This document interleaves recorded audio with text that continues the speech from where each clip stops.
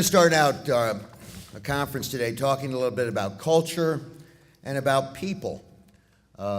Because while the stream management program may be focused on water and hydrology and nature, this has always been a place where people live. My good friend Joe Hewitt, the legendary state trooper here in New York, who's also got one of the greatest collections of archaeological points. Joe placed in my hand a mortar from a mortar and pestle that was something along the lines of 8,000 or 10,000 years old. So we're talking about human habitation along the streams of the Catskills that go back a great deal. When it comes to people we think of as being grouped in tribes or in nations or having some kind of a political community, that didn't occur in this area until agriculture came in.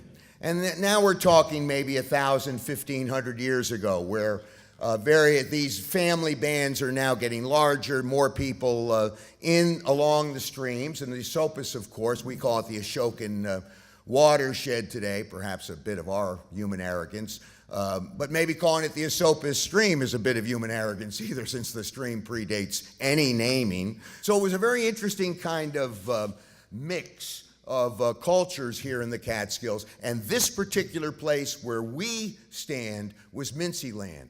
It wouldn't be occupied often. The stream really was the area of occupation. And so, like so many folks who live here in the Catskills and seek lower ground and warmer ground in the winter, they didn't stay up here in the cold months. They were a little brighter than that. So these were folks who would travel up and down the Esopus stream and whose major villages would be located downstream underneath the reservoir and below on those beautiful flats that we now call the Hurley Flats. While there were early settlers, backwoods pioneers, while there were the Dutch, the Walloons. Walloon is a Protestant out of sort of southern Belgium, the Flemish-speaking portion of Belgium, Huguenots, Protestants out of France, while there were a few hardy souls who came back up into the Esopus Valley before the American Revolution. The real flood of entry came after the Revolution. Sometimes to come up and get the wood and haul it back or float it back on the Esopus, but some would come up and actually stay here. After the Revolution, they came here to stay. And we're talking about people who are living on largely self-sustaining farms and communities, and the place they're going to stay is along the stream.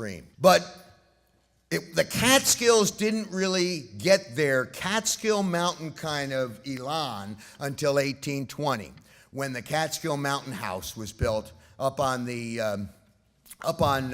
North Lake, up by Hunter. And then you've got the Catskill Mountain House, a place to go, and then you've got John Burroughs. John Burroughs, who became the inventor of the nature essay, who became the foremost interpreter of nature and the outdoors to the American people throughout the last part of the 19th century and the first part of the 20th century. And Burroughs loved to fish the Esopus.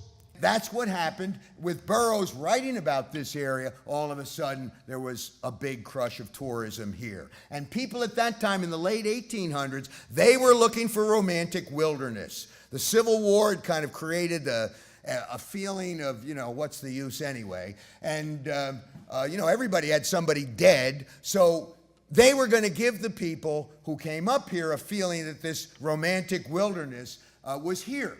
Later, we locals, and I consider myself a local. You can't become a native, but you can become a local. We locals just realized that what people wanted when they came up here was fresh milk. And so in the 1920s, what tourism was selling was, this is a place where you can get fresh milk. Bring the kids fresh milk. The reason why we're having this conference and so many other conferences, why I've been to so many meetings lately about stream management and flood mitigation, is because of the floods that we've suffered. A number of floods, but the one that certainly was devastating was Irene in 2011. It's literally destroyed my home village of Fleischmann's. And one thing I noticed during Irene was that it doesn't take much prosperity to get up on a hill. That school teachers and firemen and policemen and regular working stiffs, very easy to buy a house that's up on a hill and isn't going to get flooded out. And the people who got really hit hard were the poorest and the most vulnerable people in our area. And the reason for that is because they were here first. Really, because people, in many cases, have land that's close to the rivers because that land has come down to them. So as we review and consider the science and the best case scenarios about stream management and about the technology of both taking care of the watershed and protecting us from too much water, we have to remember that the lives and property of real people are always at stake. And that in making weighing the kinds of things that we need to do, we have to remember that many of those people have both a greater claim and even a prior claim on this Esopus Valley that all of us love and is the reason why we're here.